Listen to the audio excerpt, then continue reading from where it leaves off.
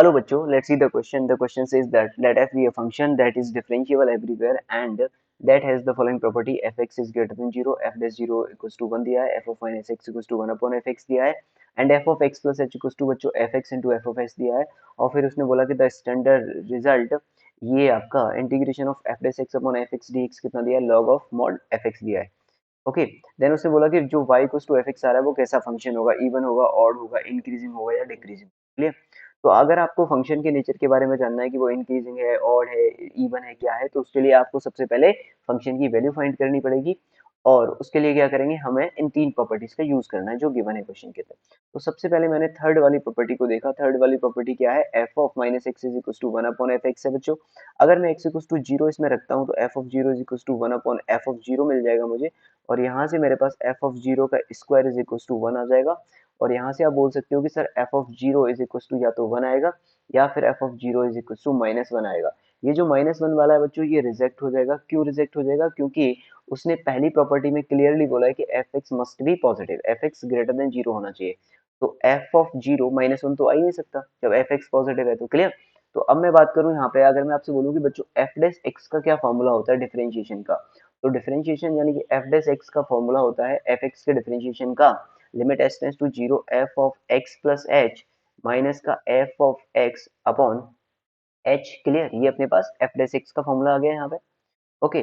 Now अब यहाँ पे ये जो थर्ड वाली प्रॉपर्टी दी है इसका यूज करके मैंने यहाँ पे x प्लस एच को रिप्लेस कर दिया। तो ये क्या हो जाएगा मेरे पास, limit of h tends to zero F of x into F of h minus का F of x upon h आ जाएगा बच्चों।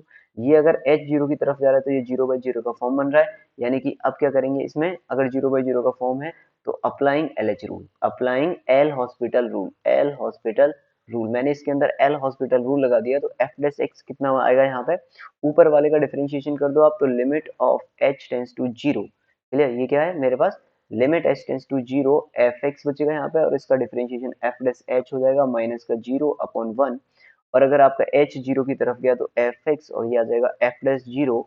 और अगर आप सेकेंड वाली प्रॉपर्टी देखते हो तो एफ डेस जीरो कितना दिया है उसने, माइनस का वन दिया है। तो ये F dash X is equal to कितना हो जाएगा, माइनस का एफ ऑफ एक्स हो जाएगा बच्चों। क्लियर। यहाँ से ये आ गया। तो अब आप इसको क्या लिख सकते हो, इसको आप लिख सकते हो कि F dash X upon F of X is equal to minus one आ गया। क्लियर भाई, एफ एक्स से डिवाइड कर दिया। नाउ अब क्या करेंगे हम, now integrate with respect to X, now integrate, now integrate with respect to X, X के रिस्पेक्ट में इंटीग्रेट किया तो F dash X upon F of X D X is equals to, यहाँ से माइनस का वन इंटू डी एक्स आ जाएगा। यहाँ पे ये आ जाएगा मेरे पास log of F X is equals to, यहाँ से माइनस का x प्लस सी आ जाएगा। और f ऑफ x को क्या लिख सकते हो बच्चों, आप e की पावर माइनस एक्स प्लस सी लिख सकते हो। अगर मैंने x इक्वल्स टू जीरो रखा तो f of zero is equals to e की पावर माइनस, ये कितना आ जाएगा, जीरो प्लस सी, यानी कि e की power c is equals to one, यानी कि c इज इक्वल्स टू बच्चों कितना आ जाएगा, जीरो आ जाएगा। क्लियर। तो आपका फंक्शन क्या आ जाएगा, तो f ऑफ x आ जाएगा आपके पास e की पावर माइनस का x। ओके। अगर आप e की पावर माइनस x को देखते हो तो e की पावर माइनस x का जो ग्राफ है वो कुछ इस तरीके से बनेगा। ये आपका x एक्सिस, ये आपका y एक्सिस। और e की पावर माइनस x का ग्राफ कैसे बनता है बच्चों, e की पावर माइनस x का ग्राफ इस तरीके से बनता है। क्लियर, ये बन गया। अब आप इस ग्राफ को देखो, ये कैसा ग्राफ है, ये डिक्रीजिंग ग्राफ है। क्लियर। ऑप्शन में क्या दिया उसने कि ऑड होगा, क्या ऑड फंक्शन ओरिजिन के अबाउट सिमेट्रिक होते हैं, या फिर x equals to, odd function मतलब क्या होता है, ऑड फंक्शन होता है जब आपने x की जगह पे माइनस एक्स रखा और माइनस कंप्लीटली बाहर आ जाए। ठीक है ना, ये आपका ऑड फंक्शन होता है for all x belongs to the domain of function. Clear. तो ऐसा तो हो ही नहीं रहा इसमें, x की जगह पे माइनस एक्स रखने पे माइनस बाहर ही नहीं आ रहा। ठीक है।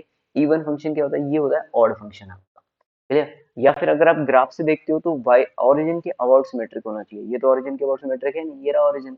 ओके। इवन फंक्शन क्या होते हैं, इवन फंक्शन आपके वाई एक्सिस के अबाउट सिमेट्रिक होते हैं। क्लियर। तो ये कैसा फंक्शन है, ये आपका डिक्रीजिंग फंक्शन है। क्योंकि अगर आपका x1 देखो यहाँ पर मान लिया आपने कोई भी, और अगर आपका x2 यहाँ पे मान लिया, तो डिक्रीजिंग फंक्शन की डेफिनेशन क्या होती है भाई, x2 आपका ग्रेटर देन x1 है।